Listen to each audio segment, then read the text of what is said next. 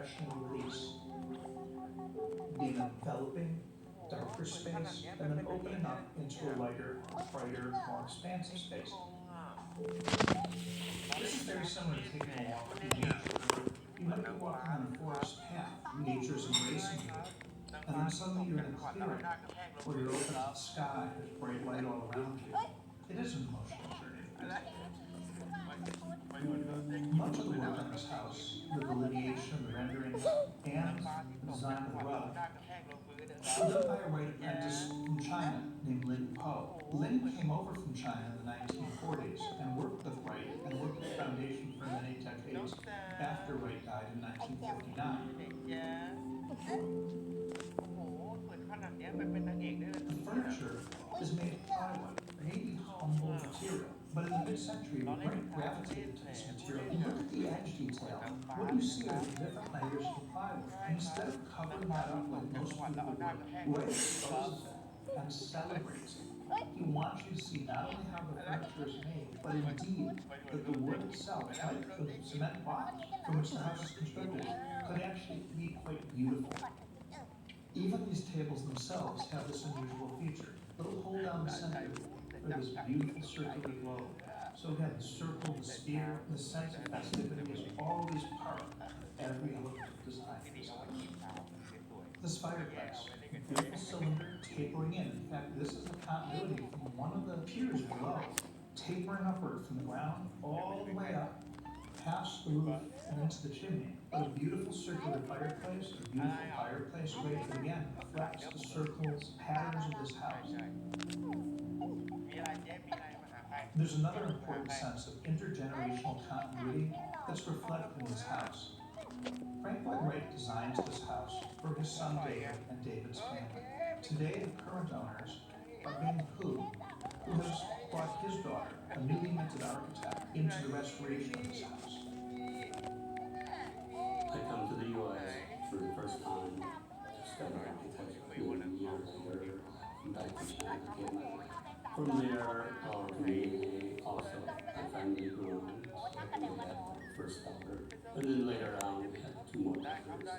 It was only natural for me to want to study architecture. As soon as I told my dad that, I was expecting him to be so excited, but he said, "Don't do architecture, it's a hard life."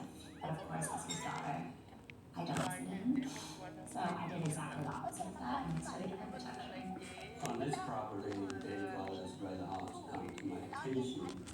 A spec builder bought the property from the family and my intention to demolish the house and create two skyhouses. So the first I learned that is like we got to rescue this.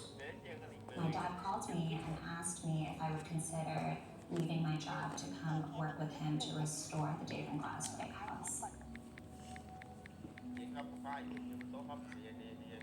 It means a lot for my parents to come as Chinese immigrants and sort of be here preserving the legacy of American architecture as well.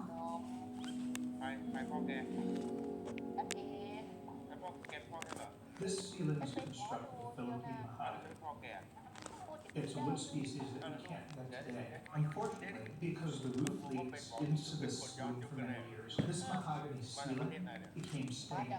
And because you can't get this wood anymore, cleaning and removing that staining is a meticulous craft. Any board gets destroyed, you actually have to replace the whole ceiling, and indeed all the wood in the house because it's all one species. So one of the things that I love about this restoration is the very careful attention to detail. Because the house hasn't been properly maintained, especially the most beautiful wood you can see before, there was united difference. When we started to dig to uncover it, there were like 3 or 4 layers of spray foam insulation up there. Anytime there was a big storm, the owners would just like, go spray up another layer and hopefully it'll do it this time.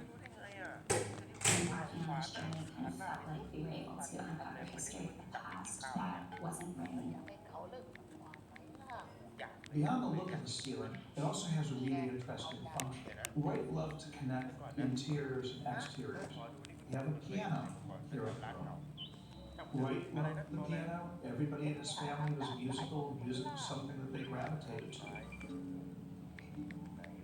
Well, how do you get musical performance without create a ceiling that will reflect the sound out through these doors and down into the courtyard, where you might be gathering for a party or just relaxing on a Sunday afternoon.